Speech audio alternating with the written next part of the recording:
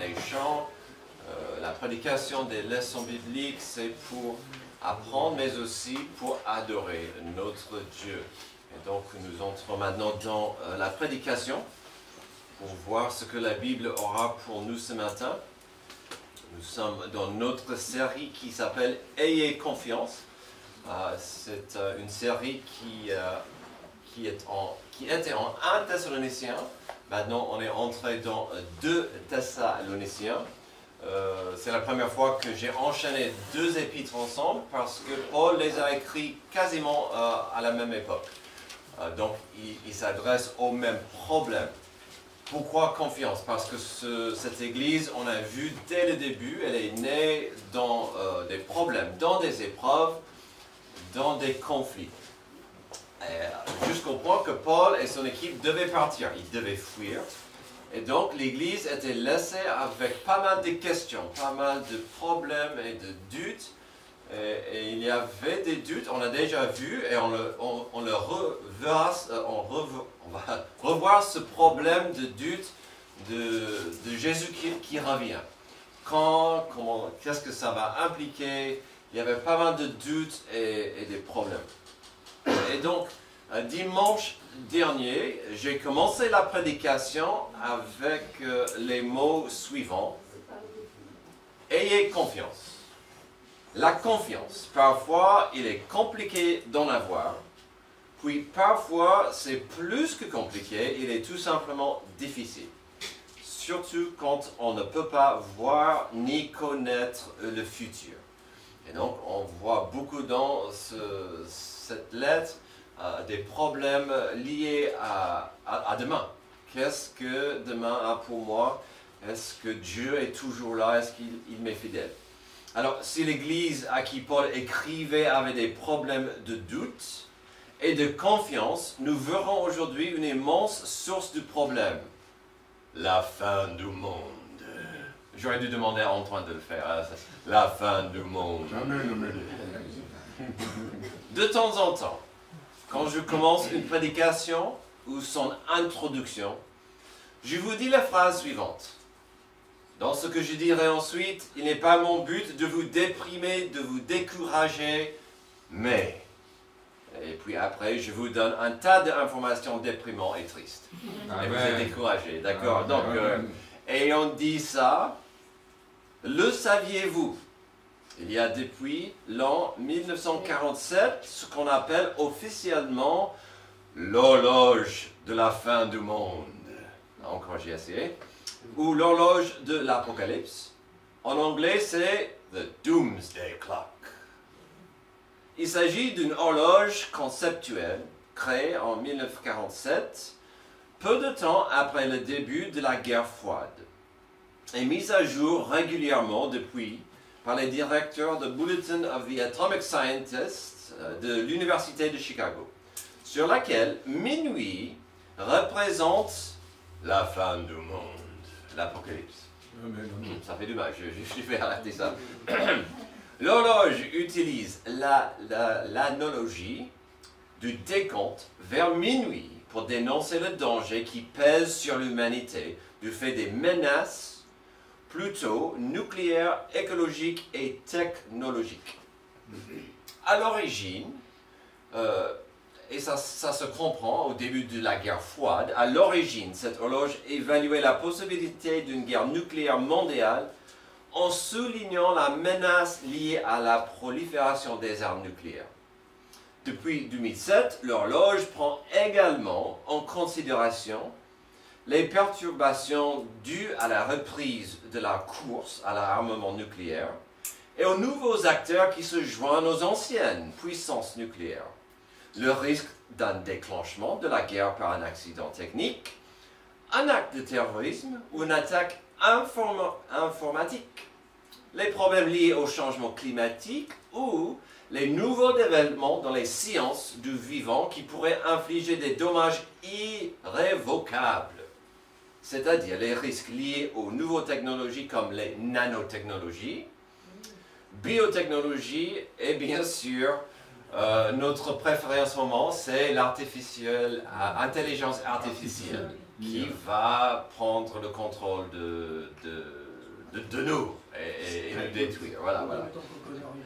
Alors, ce n'est pas mon intention, encore, de vous décourager, mais, le saviez-vous, cette horloge ne fait même pas grande attention à l'espace.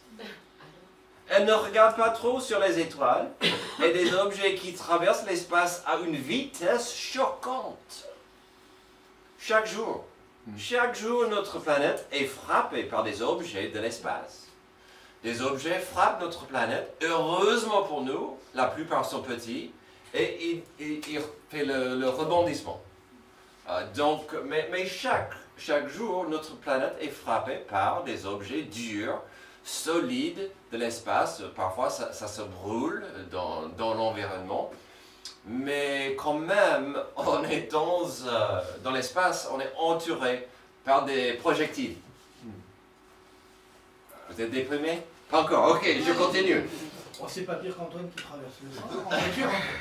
Mais, le saviez-vous? Il y a un astéroïde dans l'espace qui vient vers nous rapidement. Elle porte un nom très poétique, un nom très élégant. Vous êtes prêts? Le nom c'est YR4. YR4 va traverser à côté de nous en décembre 2032. En très peu de temps. On va chanter Joyeux Noël quand ça passe. Elle a la taille d'environ que 100 mètres. On pourrait dire qu'un morceau de rocher s'accélère vers nous de la taille d'un terrain de foot. Des experts disent que si ça frappe la Terre, la dévastation serait grande et immense, mais heureusement limitée localement où ça touche. D'accord? Donc ça serait incroyablement puissant, mais localement un problème. Récemment, ces experts ont recalculé la probabilité qu'elle se heurte contre nous et malheureusement, ils ont doublé le pourcentage de la probabilité qu'elle nous frappe. De 1% à 2%. Ok, donc 2% qu'elle nous frappe pour Noël 2030. Voilà. Pour l'instant, YR4, il faut un nouveau nom franchement, reste peu inquiétant. Mais nos experts sont un peu plus inquiets sur l'astéroïde Bennu. Donc là, c'est un nom un peu mieux. Bennu. Bennu est bien plus grande. Plus longue, une collision sur notre planète serait catastrophique. La bonne nouvelle par rapport à Bennu, c'est qu'elle arrivera à côté de chez nous dans l'année 2182. Donc voilà, et la probabilité qu'elle nous frappe reste pour le moment moins que 1%. Donc je ne vais pas perdre du sommeil ce soir pour Bennu. Encore la question s'impose.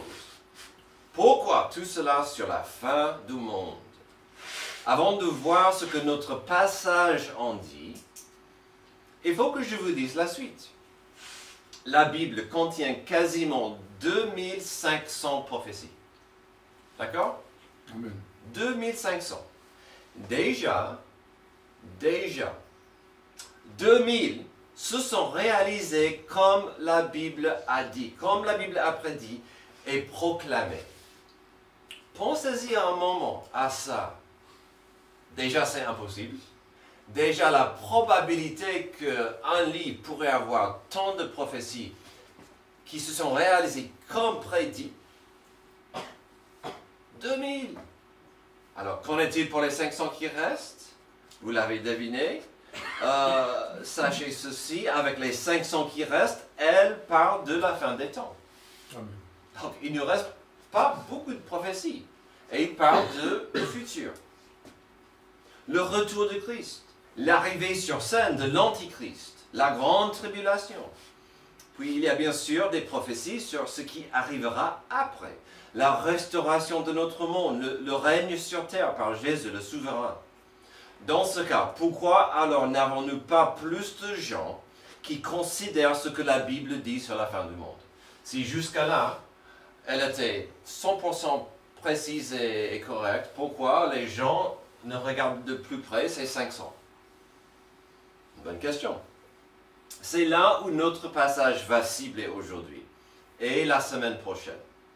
Les gens dans l'église à Thessalonique entendaient des murmures, des rumeurs, des mensonges même, qu'ils ont raté l'enlèvement de Jésus et de l'église, et pire, qu'ils vivaient dans la grande tribulation. Les gens disaient, « Ah, Jésus vous a laissé, et vous êtes dans la grande tribulation. » Ils disaient, « Ah bon? Mais ça expliquerait un peu la malheur, toute cette persécution. » Et on a vu, ils étaient persécutés à l'époque. Heureusement pour eux, et j'ajouterai pour nous, Paul a expliqué l'enchaînement et le déroulement de certaines choses. Il a aussi expliqué l'importance que nous avons de fixer nos yeux sur ce qui est correct, et pas des rumeurs, pas des théories ou des complots sur le retour de Jésus. Donc, sachant que son retour dans l'avenir est imminent, que devons-nous comprendre afin de faire une différence aujourd'hui? D'abord, il faut reconnaître la présence de Jésus-Christ. Verset 1, on commence le chapitre 2, verset 1. En ce qui concerne le retour de notre Seigneur Jésus-Christ et notre rassemblement auprès de lui, nous vous le demandons, frères et sœurs, ne vous laissez pas facilement ébranler dans votre bon sens, ni troubler par une révélation, par une parole ou par une lettre qui semblerait venir de nous, comme si le jour du Seigneur était déjà là. Que personne ne vous trompe de aucune manière. Alors, il y a deux choses très importantes à voir ici, surtout au verset 1. Bien sûr, elle nous parle toujours aujourd'hui, 2000 ans plus tard.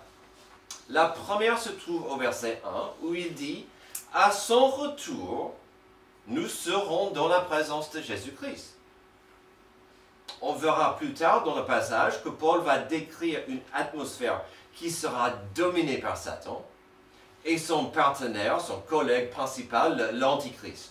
On verra ça. Mais ici, Paul dit que lorsque Jésus revient pour s'en occuper, on sera avec lui. Il dit, vous ne l'avez pas raté. N'ayez pas peur, ayez confiance, vous ne l'avez pas raté. Il vous a pas abandonné. Au niveau pratique, cela devait rassurer l'église de Thessalonique qu'elle n'avait pas raté l'enlèvement ou le retour de Christ. C'est ici où ça sera propice de vous expliquer que quand il s'agit de cette période de prophétie, il y a trois théories principales à ce sujet. Je vous donne très vite un aperçu, pas très profonde parce que ça pourrait prendre un long moment. Il y a le pré-tribulationnisme, c'est la croyance que l'enlèvement aura lieu avant le début de la tribulation. Si vous étiez là il y a quelques semaines, pendant cette série, on a couvert ça dans le message à 1 Thessaloniciens 4, 13 à 18, où on a vu que Jésus revient pour son Église, pour son épouse. Il y a le mi-tribulationnisme. La croyance que l'enlèvement aura lieu au milieu de la tribulation. La tribulation, c'est une période, la Bible en est claire, de 7 ans. C'est 7 ans de paix suivie par la punition de Dieu. La paix humaine, et après la punition et la justice de Dieu. Et puis le post-tribulationnisme, la croyance que l'enlèvement aura lieu à la fin de la tribulation. Et donc, il y a ces trois. Comment dirais-je? C'est un sujet dans la Bible. Il y a beaucoup de choses qu'on peut voir sur la fin du monde, sur cette période. Il y a assez de passages. En fait, la Bible ne nous donne pas la carte. Donc, je pourrais comprendre si quelqu'un était mi ou post. Je connais beaucoup qui sont prêts, tribulanistes. D'accord? Vous pouvez être sauvé et être dans un des autres camps. Si vous êtes en poste et vous êtes sauvé, je vous verrai au ciel un jour. D'accord? Amen. Donc ce n'est pas, ça vaut pas la peine de se bagarrer sur ça, même si parfois ça arrive. D'accord? Le premier point de cette idée, c'est de garder les yeux fixés vers Jésus et de comprendre qu'il revient. D'accord? Donc, voici les trois théories. Au fur et à mesure, ce matin, on verra des idées qui sont très positives sur la position que j'ai et la position officielle de notre Église. Donc, même si on pouvait passer des heures, des jours, des semaines, même des mois sur le sujet, permettez-moi de vous dire que ma position personnelle ainsi que la position de l'Église, c'est le pré-tribulationnisme. Amen. Merci. Voilà. Et comme j'ai dit, je vous aimerais si vous n'êtes pas d'accord avec moi sur le sujet.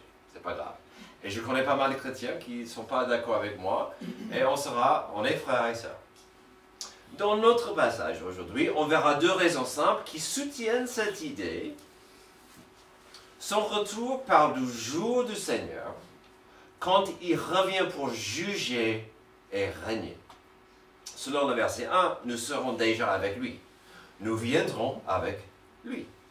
La deuxième raison, et on va beaucoup en parler dans quelques moments, c'est qu'avant le jour du Seigneur, où il va venir pour juger et régner, avant son grand retour, il doit y avoir d'abord l'arrivée de l'Antichrist, suivi par la grande tribulation. Donc il y a un enchaînement très logique, très clair que la Bible explique doit arriver. Et on verra certaines de ces choses. Donc revenons à notre point et notre passage de reconnaître la présence de Jésus-Christ. Je relis 1 et 2 en ce qui concerne le retour de notre Seigneur Jésus-Christ et notre rassemblement auprès de lui. Nous vous le demandons, frères et sœurs, ne vous laissez pas facilement ébranler dans votre bon sens, ni troubler par une révélation, par une parole ou par une lettre qui semblerait venir de nous, comme si le jour du Seigneur était déjà là, que personne ne vous trompe de aucune manière. Pour faire une différence aujourd'hui, il faut reconnaître la présence de Jésus-Christ dans votre vie. Au premier verset, les siens seront avec lui. Au verset suivant, Paul dit plus ou moins deux choses capitales. D'abord, il proclame qu'ils n'ont pas raté Jésus, ils n'ont pas raté l'enlèvement, ni le grand retour, le grand jour de Jésus-Christ. Il va en parler davantage, mais ne ratez pas l'importance de pourquoi ces pauvres gens étaient troublés.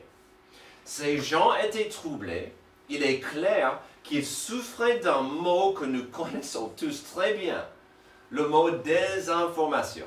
On habite aujourd'hui dans une ère, dans une époque où le mot désinformation est partout, et c'est vrai que c'est un problème.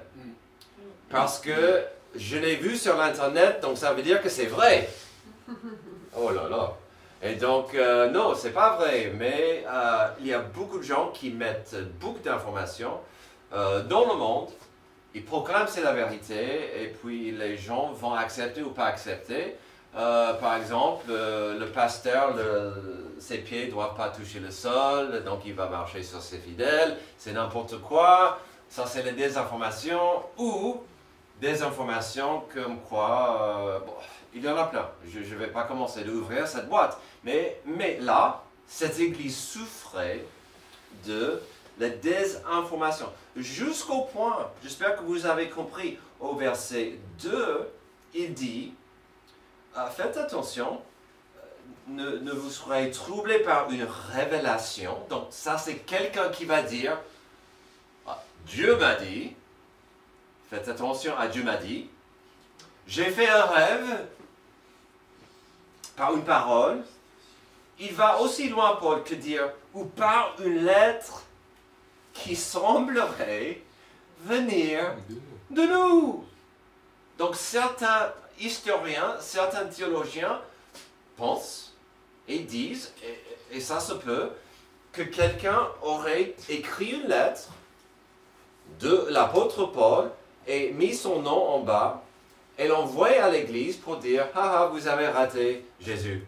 Jésus vous a abandonné. » Ça s'appelle quoi quand vous Vous écrivez au nom de quelqu'un. Hein? L'anonymat. Non, mais usurpation d'identité. C'est grave.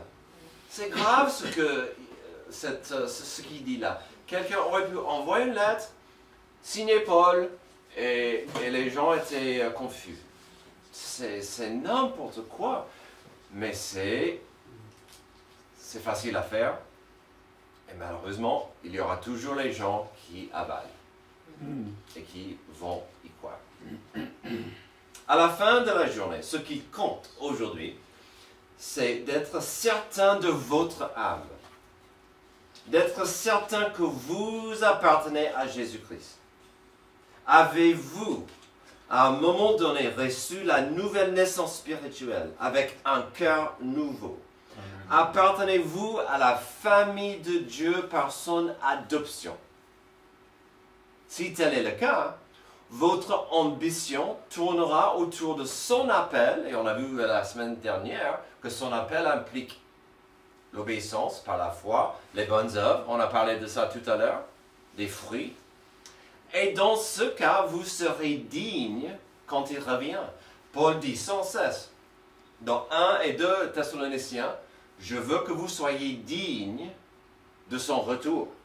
Soyez dignes, soyez dignes. Restez dans la sanctification, devenez de plus en plus comme Jésus. Et donc, ce qui compte, c'est régler. Aujourd'hui, est-ce que je m'appartiens à Dieu? Est-ce qu'il m'a sauvé? Est-ce que j'ai reçu la nouvelle naissance spirituelle? Parce que si la réponse est non, on verra la suite. Sachant que son retour dans l'avenir est imminent, que devons-nous comprendre afin de faire une différence aujourd'hui? Deuxième, reconnaître la présence de l'Antichrist. Ça continue au verset 3. En effet, il faut que l'apostasie arrive d'abord et qu'apparaisse l'homme du péché, le fils de la perdition, l'adversaire qui se lève contre tout ce qu'on appelle Dieu ou qu'on adore. Il va jusqu'à s'asseoir comme Dieu dans le temple de Dieu en se proclamant lui-même Dieu. Ne vous rappelez-vous pas que je vous disais cela lorsque j'étais encore chez vous? Maintenant, entrons dans un passage important, riche et rempli d'informations. Alors, soyons clairs. Selon pas mal de passages bibliques, il est clair que Paul ici parle de l'Antichrist et la période de la grande tribulation. C'est cette période de 7 ans. Certes, si j'ai raison, étant dans le camp du pré-tribulanisme, j'y arrive pas, je ne serai pas là pour ce passage. Si j'ai tort, et je dois subir la tribulation, ce passage deviendra plus personnel et m'aidera à savoir ce qui arrive dans le monde autour de moi. Ce qui est plus important aujourd'hui dans le présent, c'est qu'est-ce que ce passage représente pour la personne aujourd'hui qui n'est pas un enfant adoptif de Dieu? Si vous n'êtes pas né de nouveau, si vous n'avez pas encore reçu le don de l'adoption de Dieu, ce passage existe comme un avertissement énorme. Et on dit ça. Ne ratez pas comment ce passage commence. Il y aura une énorme apostasie juste avant l'arrivée de l'Antichrist. Alors, ce n'est pas un mot que j'utilise quotidiennement. Peut-être pas vous non plus. Apostasie veut dire tout simplement, une simple compréhension, c'est l'abandon ou la réjection d'une croyance ou d'un engagement. Ça veut dire littéralement de laisser tomber ou même de tomber à côté. D'accord? Donc c'est vraiment un rejet. De tourner le dos sur quelque chose que vous aviez avant. De ma part, de mon point de vue, notre planète déjà s'approche rapidement à une apostasie générale sur au moins l'existence de Dieu. Amen.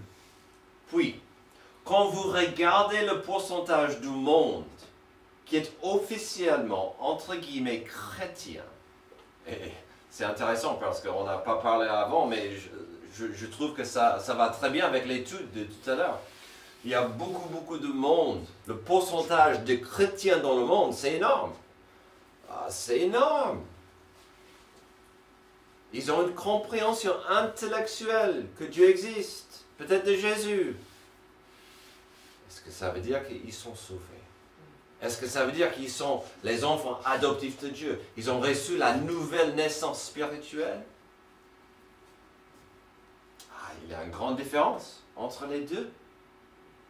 Donc Paul explique, dans la même époque de l'arrivée de l'Antichrist, il y aura une immense, global mouvement d'abandonner Dieu, et probablement d'abandonner la notion de la religion, et puis surtout l'Église. Il n'est pas forcément mon but aujourd'hui de vérifier que tout le monde ici soit avec moi dans le camp des pré-tribulationnistes. Voilà. Mais une explication assez simple et logique qui pourrait expliquer, même justifier une apostasie globale serait l'enlèvement de l'Église.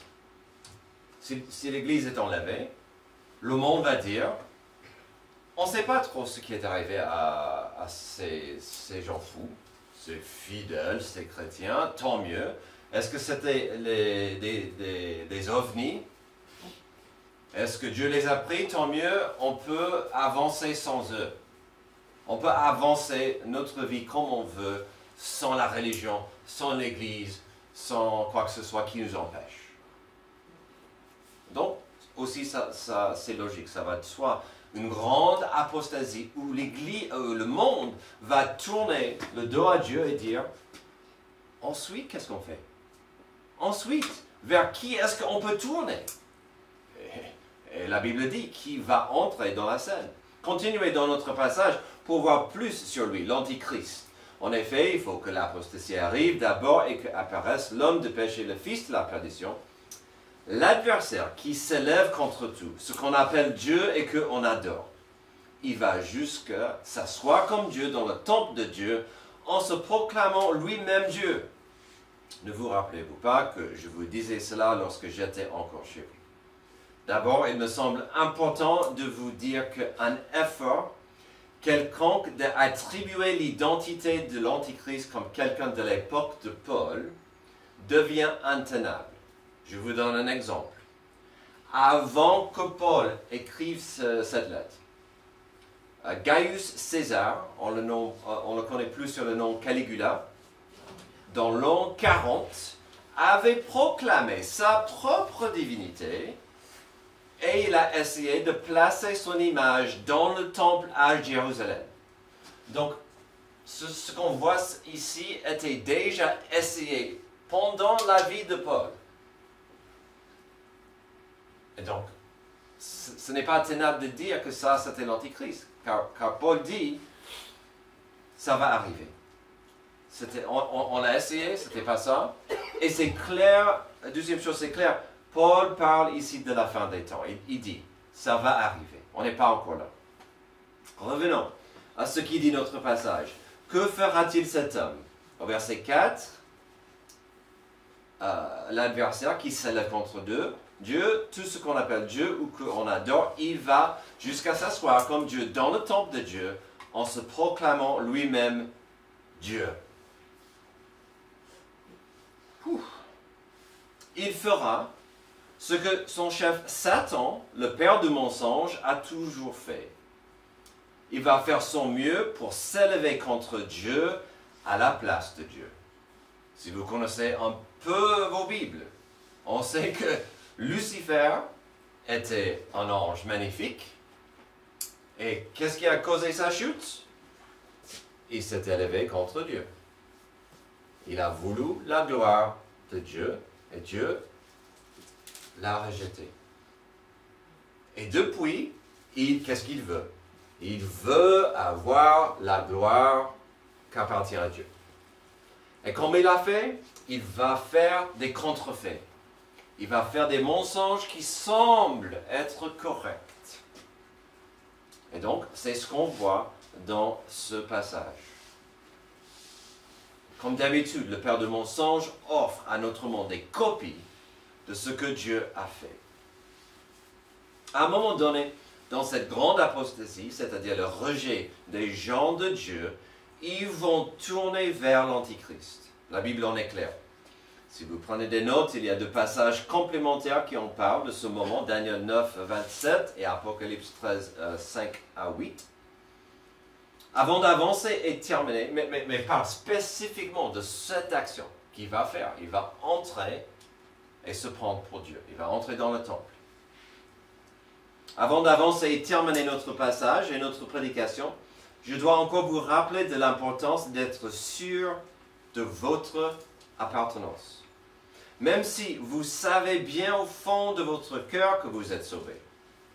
Vous savez bien que vous êtes un enfant adoptif de Dieu. Vous avez reçu la nouvelle naissance que Dieu nous offre. Faites attention au mot apostasie. Car ici, le passage parle d'une grande apostasie, évidente et brusque. Mais une des plusieurs facettes, une des plusieurs angles et façons de comprendre le mot, c'est de comprendre que souvent l'apostasie commence petit à petit. Tranche par tranche. Degré par degré de refroidissement. Et donc, le chrétien qui était en feu pour Jésus, qui était fidèle chaque dimanche, qui voulait participer et louer et prier, petit à petit devient moins intéressé, moins passionné, moins dans l'amour avec le Sauveur. Sachant que son retour dans l'avenir est imminent, que devons-nous comprendre afin de faire une différence aujourd'hui? On a vu l'importance de reconnaître la présence de Christ, reconnaître la présence future de l'Antichrist. Finalement, on peut reconnaître la puissance du Saint-Esprit. Verset 6. Maintenant, vous savez ce qui le retient, afin qu'il ne apparaisse que lorsque le moment sera venu pour lui. En effet, le mystère de l'impiété agit déjà. Il faut seulement que celui qui le retient encore ait disparu. Le verset 6 parle toujours de l'Antichrist, c'est le lui. Il y a cette idée fascinante qu'il est empêché, il est freiné. Il n'a pas la liberté d'agir. Alléluia. Pas encore. Paul le dit même à la fin du verset 6, lorsque le moment sera venu pour lui. Paul est clair, il ne mélange pas son message ici car il dit l'Antéchrist sera empêché et retenu. Au début du verset 6, c'est exprimé dans des mots généraux. Puis au verset 7, ça devient encore plus clair, il s'agit de quelqu'un qui retient l'Antichrist. La semaine prochaine, on développera encore plus cette idée, mais au moins, on terminera aujourd'hui avec la notion ici que c'est Dieu qui retient l'arrivée de l'Antichrist et finalement la grande tribulation. Depuis 2000 ans, des experts, des théologiens, des experts plus intelligents que moi étaient plutôt d'accord avec l'idée que cela parle du Saint-Esprit. Encore, cette notion est très complémentaire avec la position de pré-tribulaniste. Puis on verra bien sûr cette idée, cette notion dans notre passage la semaine prochaine. Mais que dit notre passage?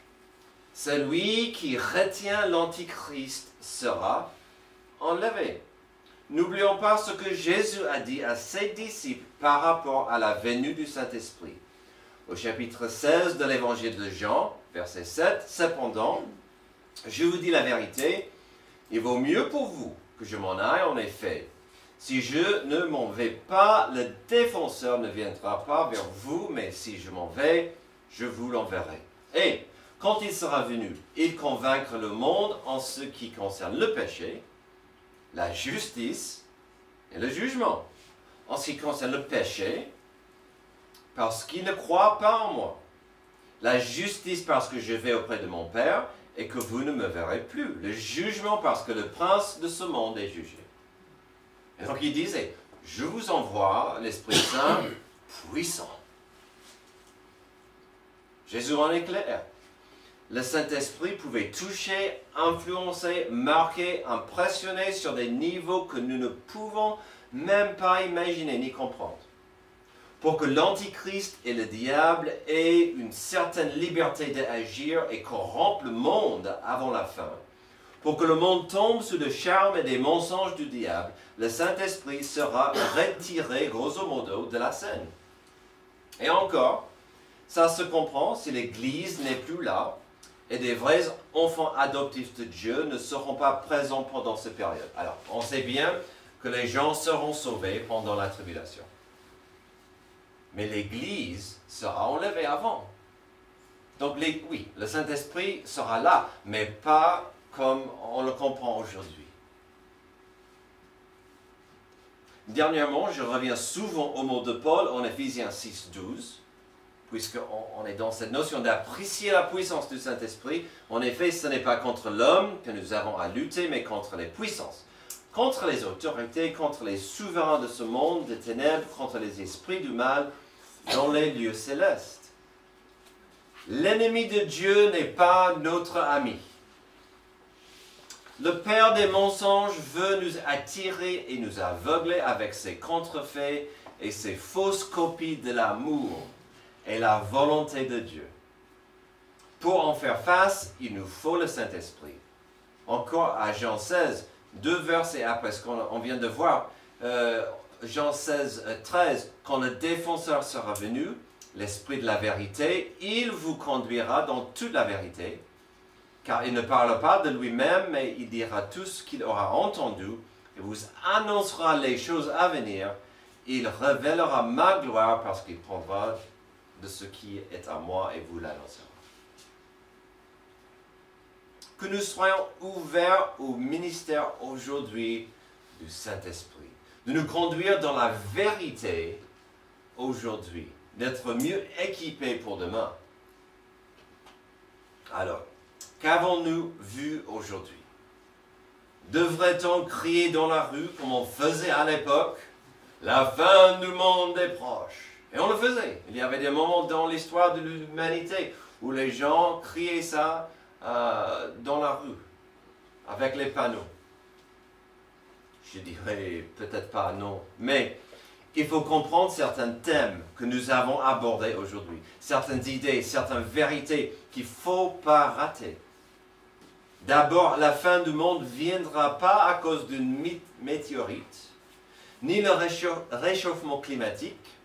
Il ne sera pas forcément la guerre nucléaire, pas forcément. Puis la question s'impose, où en sommes-nous avec notre horloge terrifiante? Elle est mise à jour chaque janvier. Étant le mois de février, figurez-vous, selon nos experts, on n'est pas du tout loin de minuit. Oh non! Le mois dernier, c'était ajusté par 1 seconde à 99 secondes, devant minuit. Les 3-4 ans avant cela, nous étions à 90 secondes, avant minuit à cause de la guerre en Ukraine et la pandémie de Covid-19. Tout ça pour dire que certains trouvent que la fin du monde est très proche. Selon la Bible, la fin viendra quand la justice de Dieu est prête à juger la méchanceté et le mal de notre monde. Quand Dieu seul est prêt. Quand sa patience n'en peut plus. Il viendra pour juger, restaurer et régner. Entre-temps, nous devons fixer notre attention aujourd'hui sur Jésus. Aujourd'hui. Avant l'arrivée de l'Antichrist et la tribulation, avant l'apostasie, deviendra de plus en plus évidente. Et là, on y est. Que notre passion pour Dieu, que notre amour pour Dieu grandit ensemble.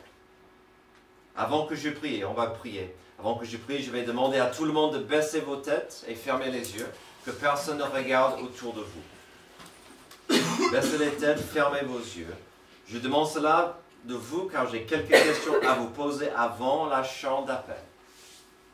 Regardez dans votre cœur, demandez, est-ce que je m'appartiens à Dieu? Est-ce qu'il m'a adopté? Est-ce qu'il m'a sauvé? S'il revient, suis-je prêt? Suis-je digne? On n'a pas besoin d'avoir peur du futur. Mais le futur, sera terrifiant si Jésus n'est pas dans votre cœur. Prions. Merci Dieu pour ce passage qui nous rappelle que ta justice viendra, mais que ton amour nous est toujours disponible. Aide-nous à vivre dignement pour toi aujourd'hui et de vivre avec la compréhension que ton arrivée n'est pas loin, et que tu nous aimes et que tu ne veux pas qu'aucune périsse. C'est dans le nom merveilleux de Jésus que je prie. Amen. Levez-vous pour chanter notre